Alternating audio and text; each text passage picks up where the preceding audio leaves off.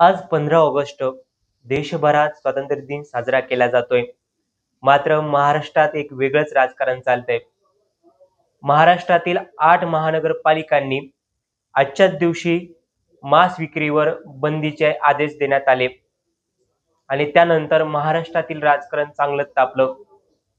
विरोधक असो किंवा मग ग्राहक यांनी त्याला निषेध दर्शवला.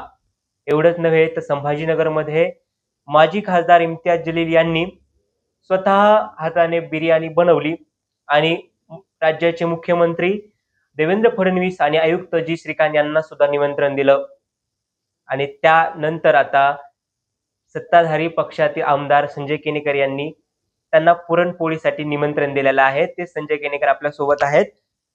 विरोधक बिर्याणी बनवतायत, तुम्ही पुरणपोळी बनवताय. स्वातंत्र्य दिन आणि खाण्याच्याच गोष्टी होत आहे. खरं तर दुर्दैवाने निवडून आलेल्या माजी खासदार इम्तियाज जलील जे आमच्या शहराची घाण आहे. खरं तर हिंदू धर्माचा पवित्र महिना श्रावण महिना, तसंच आजचा गोकुळाष्टमीचा कृष्ण जन्माचा दिवस हा पवित्र दिवस आहे. आणि आजच्या पवित्र दिवसात महानगरपालिका स्वायत्त संस्था आहे आणि त्यानुसार शहराची परिस्थिती पाहून मांस विक्रेतेवर बंदी महानगरपालिकेने घातली. 8 महानगरपालिकेने घातली. मी त्या महानगरपालिकेच्या आयुक्तांचं अभिनंदन करतो, कौतुक करतो. तसंच छत्रपती संभाजीनगरच्या महानगरपालिकेच्या आयुक्ताचं कौतुक आणि अभिनंदनही करतो. या शहराचा सामाजिक सालोखा बिघडू नये ही भूमिका त्यांच्या डोक्यात होती आणि निश्चितपणे तो सलोखा कायम राहावा या भूमिकेतून घेतलेला निर्णय आहे. परंतु त्या निर्णयाची खिल्ली उडवणारे आणि हिंदू जनमानसाला पवित्र महिन्यात आवर्जून मुद्दामून मांस खाण्याचं जाहीर आमंत्रण देऊन डिवचवणारे इम्तियाज जलील. खर तर इम्तियाज जलील ही औलाद फाळणीनंतरच्या पाकिस्तानात जन्मली पाहिजे होती आणि त्यामुळं नाहक जातीमध्ये जाती धर्मात तेढ निर्माण करणे, सामाजिक सलोखा बिघडवणे, दंगल घडवणे हे या चेतावणी देण्याचं स्वरूप आहे. मला वाटतं महानगरपालिका जिल्हा परिषद जवळ येत आहे म्हणून अशी विधानं त्यांच्या तोंडातून निघताय, ही घाण ओकता येते. आणि ज्या पद्धतीने त्यांनी बिर्याणी खाण्याचं आमंत्रण दिलं, त्यांनी मुख्यमंत्र्याच्या ऐवजी त्यांनी स्थानिक स्वराज्यात ज्याला मदत केली त्या विरोधी पक्षनेते अंबादास दानवेला आमंत्रण द्या. उद्धव ठाकरेंच्या बगलबच्च्यांना आमंत्रण द्या. जे उद्धव ठाकरे ज्या तुमच्या विचाराचं अनुकरण करतात अशा लोकांना आमंत्रण द्या. शरद पवारांच्या बगलबच्च्यांना आमंत्रण द्या. राहुल गांधींच्या बगलबच्च्यांना आमंत्रण द्या. याद राखा, हिंदू जनमानसाची भावना खिल्ली उडवणं, चेतवणी देणं अशा प्रकारचा गुन्हा आपण करताय आणि खऱ्या अर्थानं कायद्याचं उल्लंघन तुम्ही करताय. त्याच्यामुळं पोलीस आयुक्तांकडे मी मागणी करतोय की यांच्यावर गुन्हा दाखल करा, यांना अटक करा.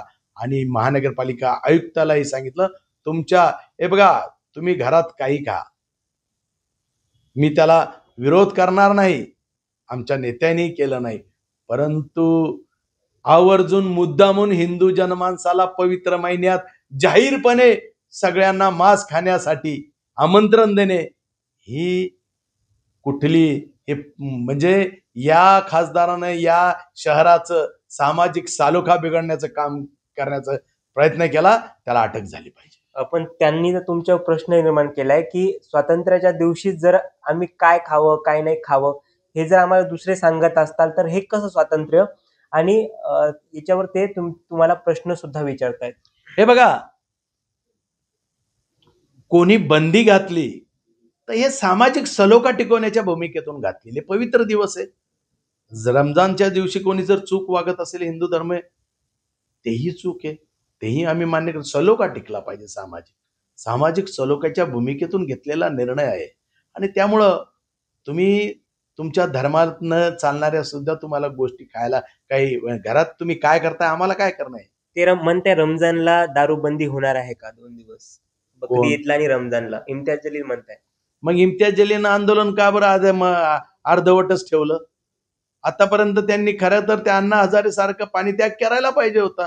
लोकांनी दारू त्याग केला असता. म्हणजे अर्धवट आंदोलन करणे, शो साठी आंदोलन करणे, मीडियासाठी आंदोलन करणे, हा आपली फिगर बनवण्यासाठी आंदोलन करणे, हे काय आंदोलनाचा शेवट करा ना म्हणा.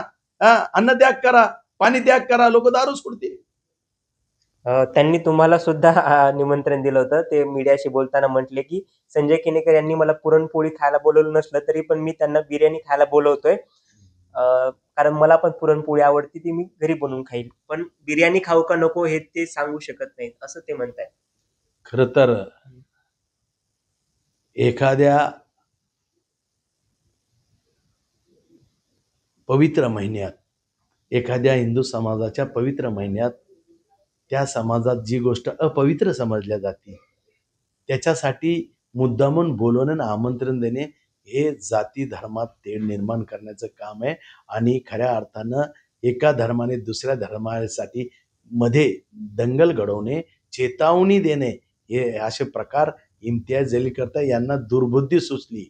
म्हणून म्हणलं हे फाळणीनंतरच्या पाकिस्तानात ही अवलाद जन्माला आली पाहिजे होती. हे या देशात नाही जमत. हे या देशात नाही जमणार. काय सल्ला असेल तुमचा इम्तियाज जलील यांना? आता काय आहे, इम्तियाज जलील मीडिया पुढे येण्यासाठी काही करू शकते. त्यामुळे आज त्यांना बिर्याणीची दुर्बुद्धी सुचली. ते जर हुशार असते तर त्यांनी असं म्हणले नसते. कारण त्यांनी फार नाक उंचावून सांगितलं होतं की मेरे को भी हिंदू समाज मानता है और मेरे को हिंदू समाज ने मत दिए है, इतने इतने मत दिए है. उन मतों का क्यों भावना नहीं आपने रखा? उन मतों की भावना क्यों नहीं रखा आपने? उनको नहीं ये आमंत्रण जा सकता क्या? हाँ, पहले जिन्होंने आपको मत दिए ना उनको पहले आमंत्रण दो. ज्यांनी तुम्हाला मत दिले त्यांना आधी निमंत्रण द्या, असं संजय केनेकर यांनी त्यांना प्रश्न निर्माण केलेला आहे. मी राम बुधवंत, नवराष्ट्र, छत्रपती संभाजीनगर.